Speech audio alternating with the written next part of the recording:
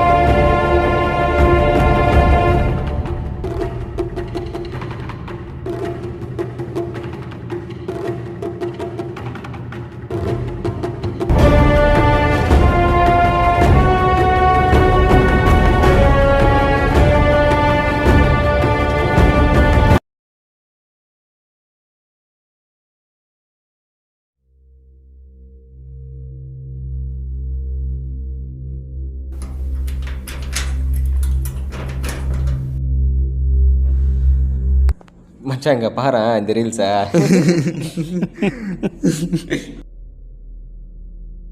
நான் 18ஆம் நம்பர் ரூமுக்கு எப்படி போகணும்? 18 இதுக்கு கேட்குற? நான் தங்கி படிக்க வந்திருக்கேனா? ஓ அப்படியா, ஸ்ட்ரெயிட்டாக போயிட்டு செகண்ட் ஃப்ளோர் ரைட் எடு.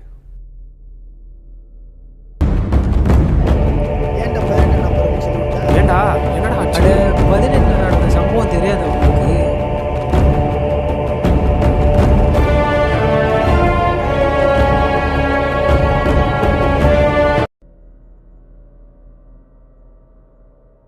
அந்த ரூமை பூட்டி 4 வருஷம் ஆச்சு. இங்கே வா. சொல்லுங்கண்ணா. என் நம்பர் நோட் பண்ணிக்கோ. 6369837242. எதனா பிரச்சனை கால் பண்ணி டெக்ஸ்ட் பண்ணு, ஓகேவா? ஓகேண்ணா.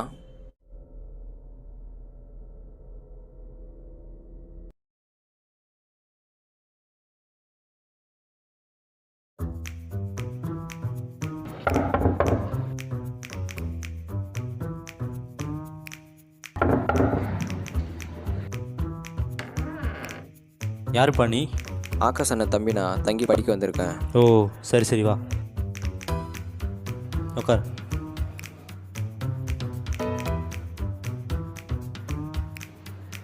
தண்ணி குடிக்கிறியாடா? அண்ணா தண்ணிலாம் எதுவும் வேணாண்ணா, ரெஸ்ட் ரூம் மட்டும் எங்கே இருக்குன்னு சொல்லுங்க. டேய் என்னடா வந்தோடனே ரெஸ்ட் ரூம் கேட்குறேன்? நேராக போய் லிஃப்ட்.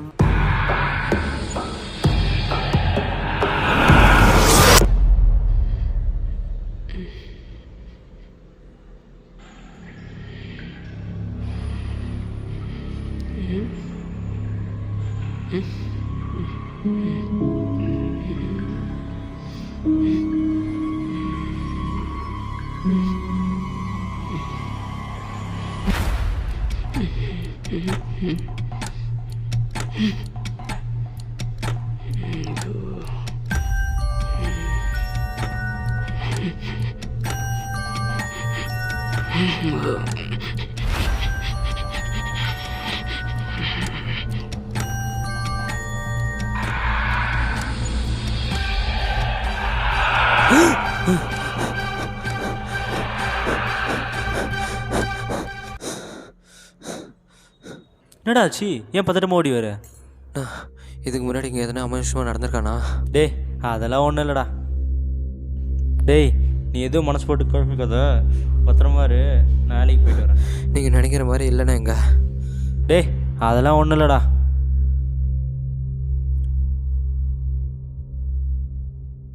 சரிடா நீ பார்த்துரு, நான் போயிட்டு வரேன்.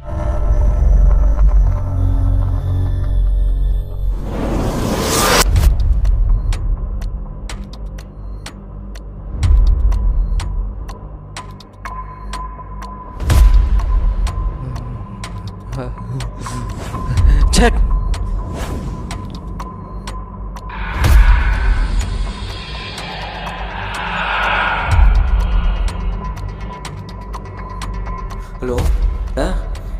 இருக்க? சொல்லுடா, நான் படம் பார்க்க தேட்டருக்கு போயிட்டு இருக்கேன். அண்ணா, ரொம்ப பயமா இருக்குண்ணே. இங்க ஏதோ இருக்கு. டேய் அது பழைய அறை இல்லைடா, அதனால தான் அப்படி இருக்கு உனக்கு. ஏதோ அமானுஷமா இருக்குண்ணே. ஏதோ ஸ்பிரிட் என்ன கொல்ல பாக்குதுண்ணே. நீ வந்து கூப்பிட்டு போயிருண்ணே. சீக்கிரம் வாண்ணே, பயமா இருக்குண்ணே. சீக்கிரம் வாண்ணே.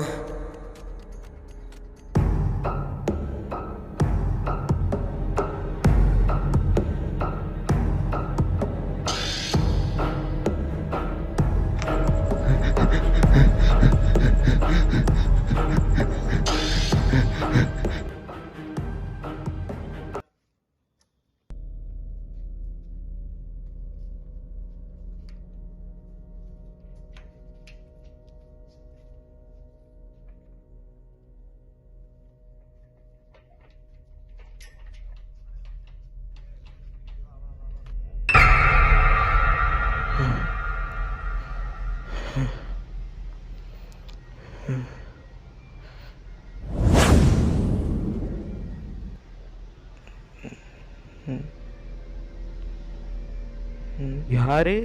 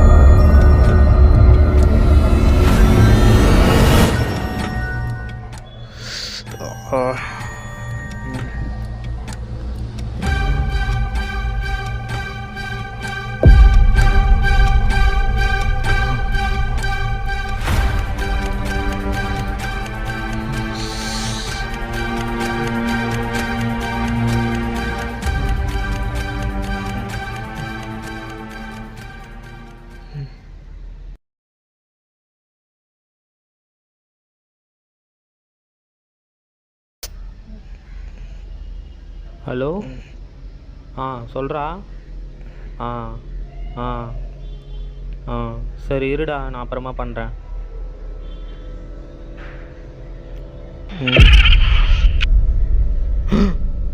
ஐயோ தம்பிக்கு என்னாச்சு, ஏதாச்சும் தெரியலையே.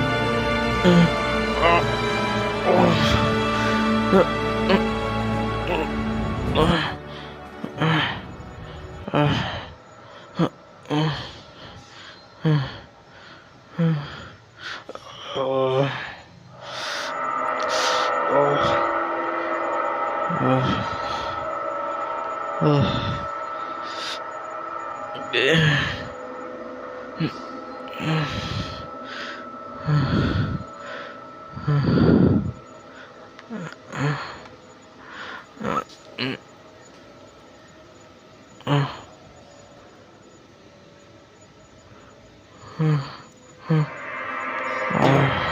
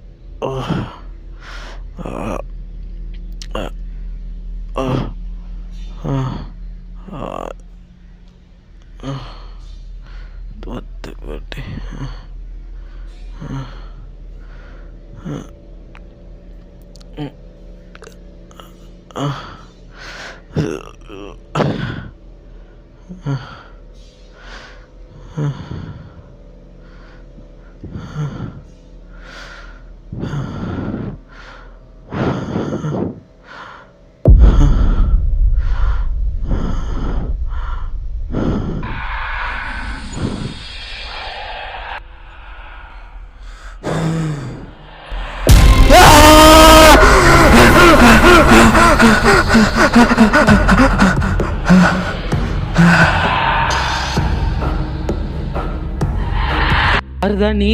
ஏன் எங்களை இப்படி சித்திரவதை பண்ற? என்ன வேணும் உனக்கு?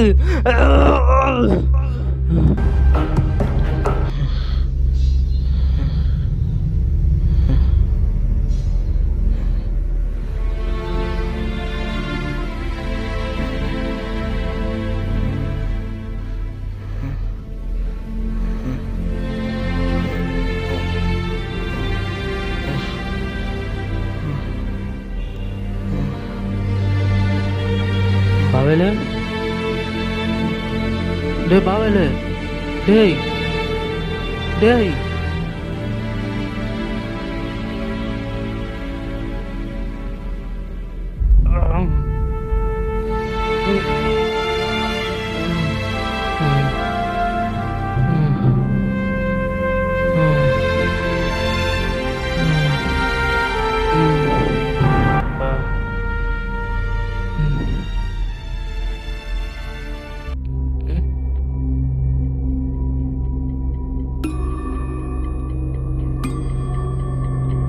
ரத்தம் அதெல்லாம் சொல்கிறதுக்கு இப்போ நேரம் இல்லை.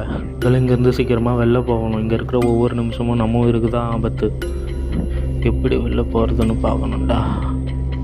ஒரு நிமிஷம் இல்லை, என்ன பயன்படுத்தியிருக்கு, இன்னும் காயப்படுத்தியிருக்கு. அப்போ அது தேடி வந்தது என்ன இல்லை, உன்னதான்.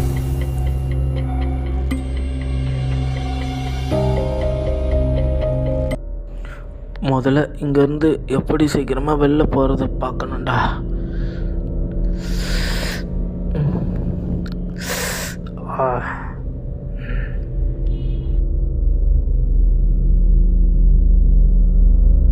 அண்ணா, என்னடாச்சு? அண்ணா அண்ணா, அங்கே அங்கே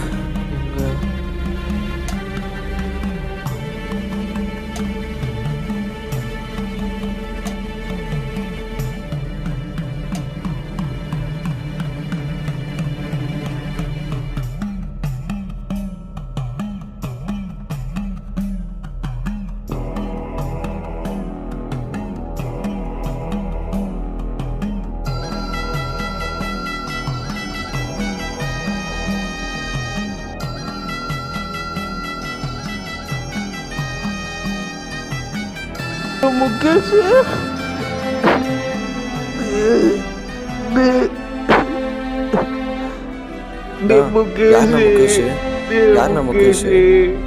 சொல்லுண்ணா, யாருண்ணா முகேஷ்? உனக்கு தெரியுமா நான் அவனை? அவன் என் உயிர் நண்பன்டா. என்ன சொல்ற?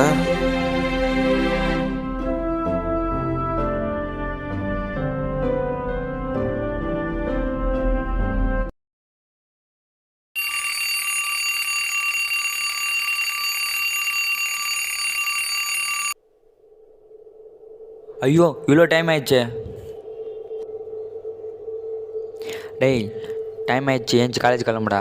டேய் போடா அப்படிக்கா. இவன் தாங்க என்னோட உயிர் நண்பன். பேர் முகேஷ். எப்போவுமே நான் விளையாடும் போது ரம்மி விளையாடாதடான்னு அட்வைஸ் சொல்லிக்கிட்டே இருப்பான். நான் தான் கேட்கல. காலங்காத்தாலே வாடா. எனக்கு தெரியும் நிப்படா.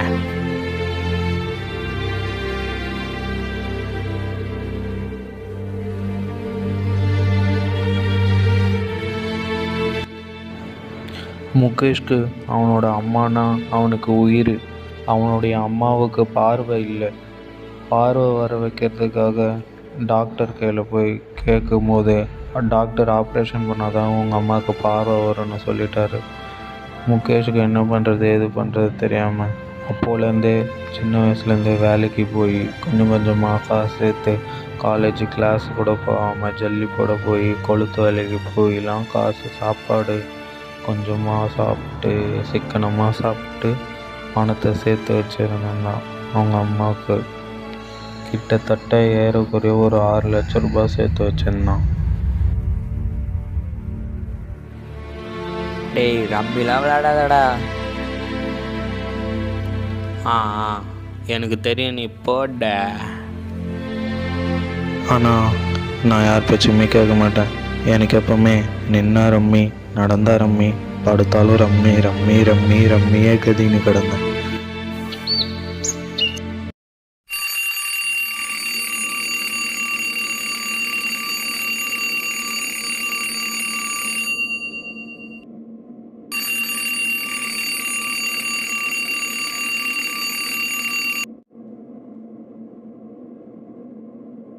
என்னடா இவ்வளோ சீக்கிரமாக ஏஞ்சிட்டுக்கிற?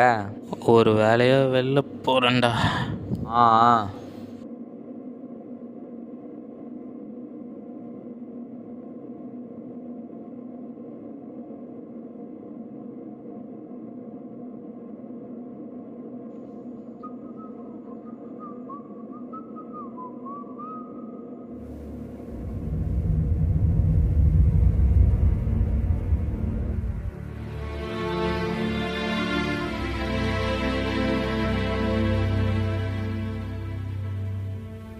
காலையில் தூங்கி இருந்தவுடனே ரம்மி தான்.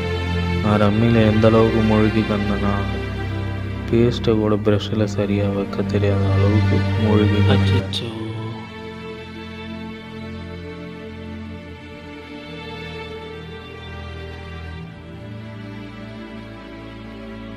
நைட்டும் பகலும் ரம்மி விளையாடி ஜெயிச்சுக்கிட்டே இருந்தேன்.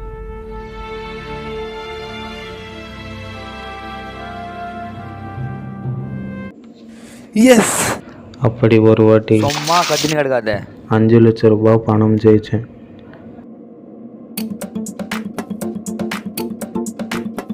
டேய் ஊத்தாதாடா வேணாண்டா. ஆமாலையா ஊத்துற. அப்படியே சந்தோஷமாக போயிட்டு இருந்தது எங்களோட வாழ்க்கை.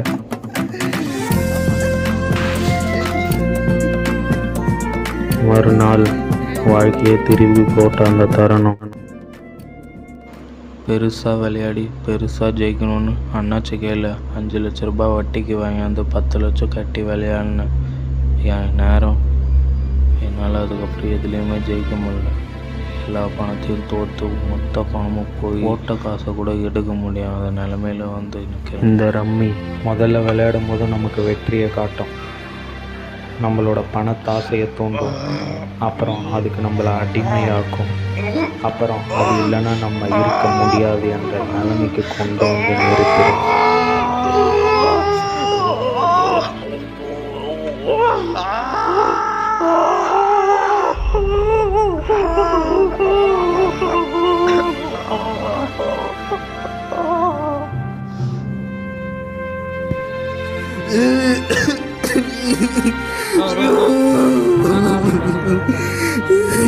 நான் பாபு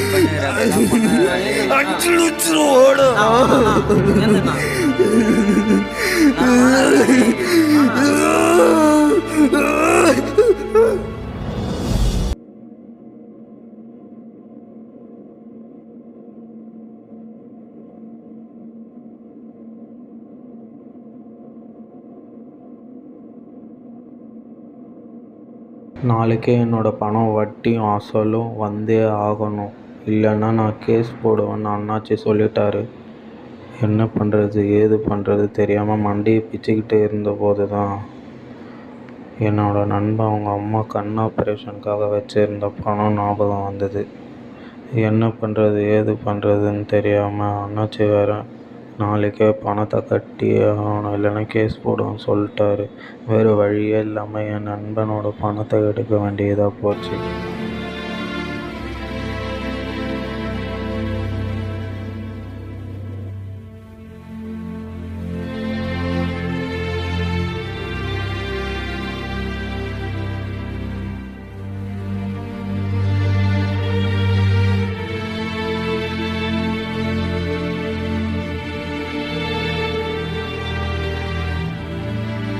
பணம் தொலைஞ்ச விஷயம் முகேஷுக்கு தெரிய வந்தது. அப்போது அவன் ஏதோ என்கிட்ட சொல்லணும்னு விடாமல் கால் பண்ணிக்கிட்டே இருந்தான்.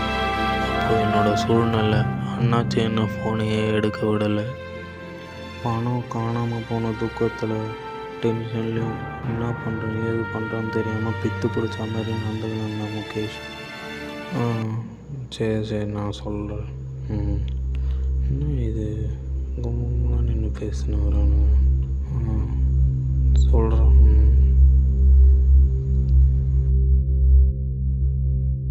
என்னடாச்சு நான் ஒரு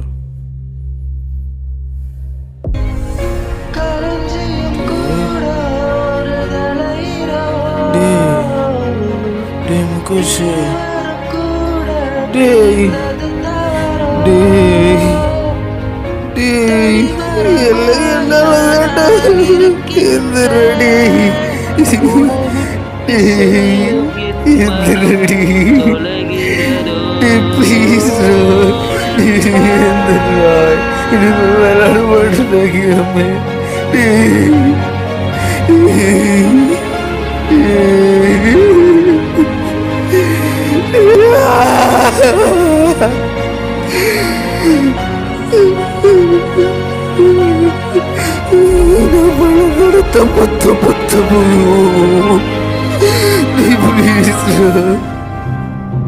பையன் போன துக்கத்தில் அம்மா நெஞ்சு வலியில் இறந்துட்டாங்க.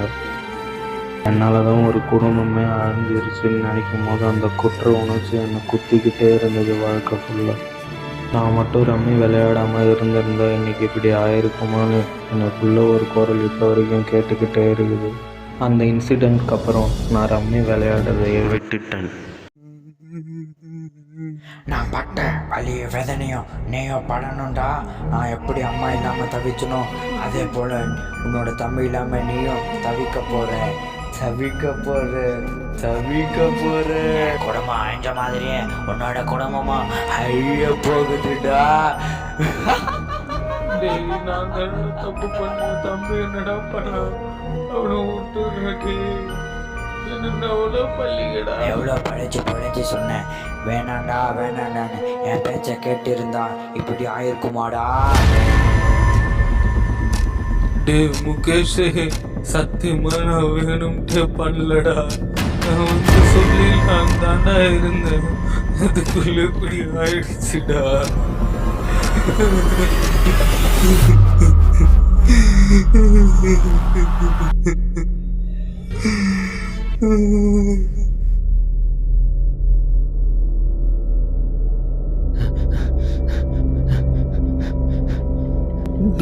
ப்ரோ யாருன்னா இருக்கீங்களா?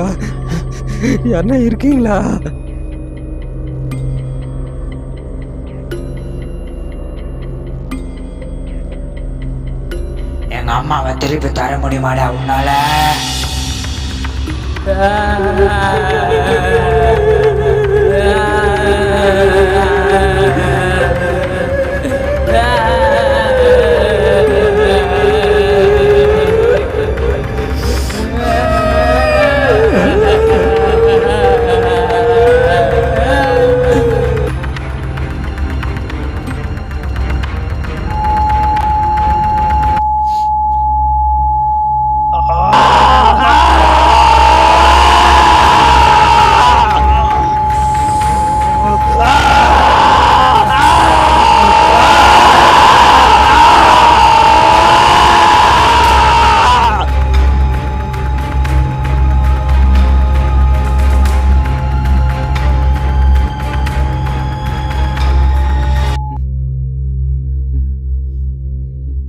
அண்ணா என்னண்ணா பண்ணுற? ஏந்திருண்ணா அண்ணா.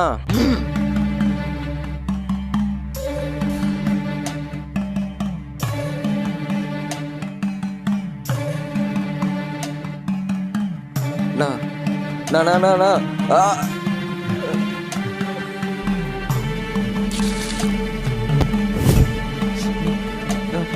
கத்தி விடுண்ணா.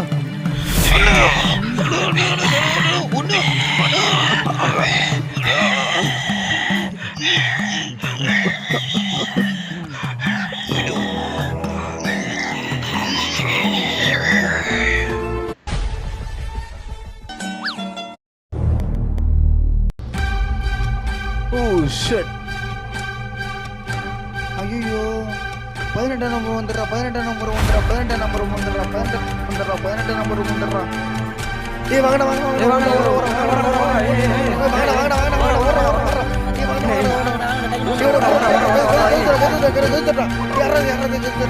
ஏய் உள்ள பூட்டிடுடா, என்னாச்சுன்னு தெரியலடா.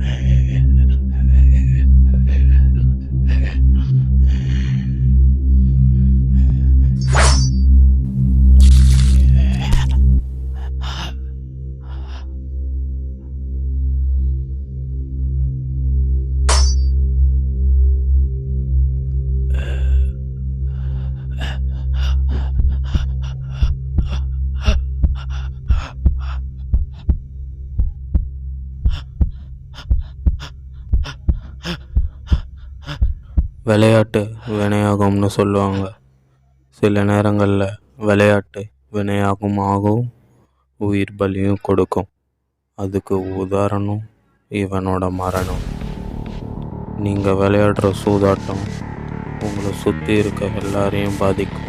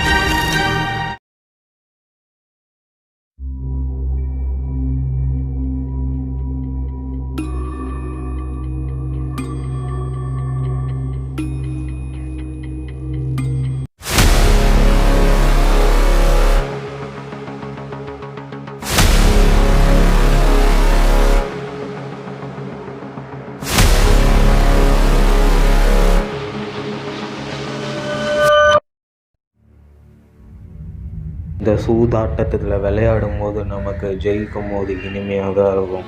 ஆனால் தோக்கும் போது தான் அதில் எவ்வளோ வலி வேதனை இருக்குதுன்னு நம்மளுக்கு தெரியும். நீங்கள் நிறைய பேர் நினைப்பீங்க, நம்ம தான் இதில் இவ்வளோ காசு சம்பாதிக்கிறோமே, இது எடுத்துகிட்டு போய் வீட்டில் கொடுத்தாலே போதும், நம்ம ஃபேமிலியை பார்த்துக்க நம்ம அம்மா ரொம்ப சந்தோஷப்படுவாங்கன்னு நினைப்பீங்க. ஜெயிக்கும் போது அப்படி தான் நினைப்பீங்க. ஆனால் தோக்கும் போது தான் அதோட சித்திரவதை வலியும் வேதனையும் உங்களுக்கு தெரியும். போட்ட காசை கூட எடுத்து கொடுக்க முடியாமல் வீட்டில் கூனி குறுகி நிற்கும் போது தான் அந்த வலியும் வேதனையும் உங்களுக்கு தெரியும். இதில் விளையாடி தான் நீங்கள் உங்கள் வீட்டுக்கு சம்பாரித்து கொடுக்கணும்னு எந்த ஒரு அவசியமும் இல்லை. எவ்வளவோ வேலை, எவ்வளவோ தொழில் இருக்குது, அதில் போய் சம்பாரித்து கொடுங்க. பெற்றவங்க ரொம்ப சந்தோஷப்படுவாங்க.